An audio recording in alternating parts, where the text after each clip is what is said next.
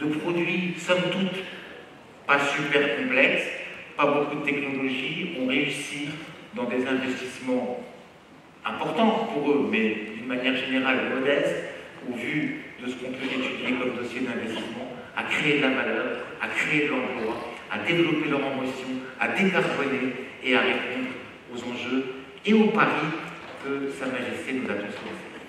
Dans ce contexte, quel est l'état de santé du secteur industriel? Alors l'état de santé du secteur industriel, l'industrie fonctionne de manière intéressante. Aujourd'hui, il y a quelques chiffres qui permettent de le dire, c'est au niveau des exportations.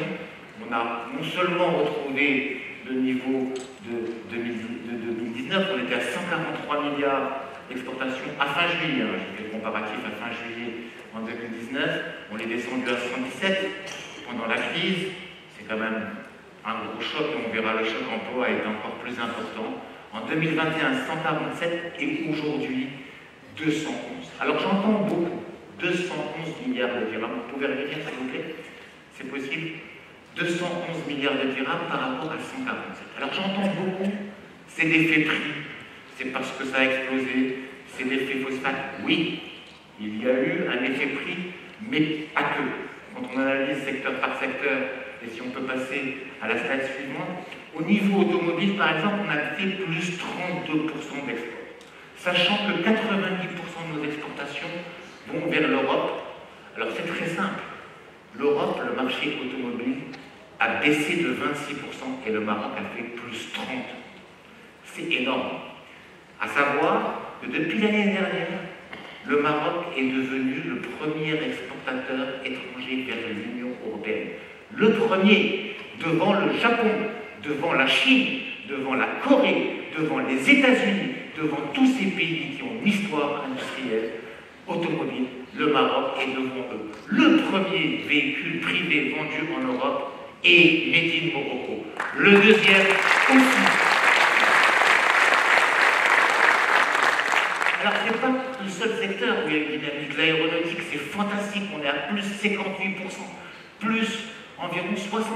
C'est exceptionnel la dynamique qu'il y a au niveau de l'aéronautique. Alors, on faisait beaucoup de travaux autour du moteur. On commence à faire des structures, on commence à faire des parties de fuselage d'avion, on fait des équipements de cockpit et on est à plus ou moins 40. Alors, les avis divergent. 40 selon la police, 42% selon les manifestants, de taux d'intégration au niveau, ça veut dire la capacité du Maroc à construire un avion complet. Bien sûr, toutes les pièces que nous faisons ne vont pas dans le même avion, mais nous faisons environ 42% des pièces d'avion. Le textile, aussi, on est à plus 30 au moment où il y a un problème de pouvoir d'achat et la grosse partie de notre clientèle est en Europe. L'agroalimentaire, plus 28, l'électrique, l'électronique, plus 32, et bien évidemment l'OCP, plus 84. Alors tout ça vous démontre à quel point on est fit, on est prêt, on est bon, on est compétitif, et donc investissez, continuez à investir, continuez à y croire, c'est là où il y a la création de valeur. Alors au niveau de l'emploi, vous allez voir, c'était catastrophique.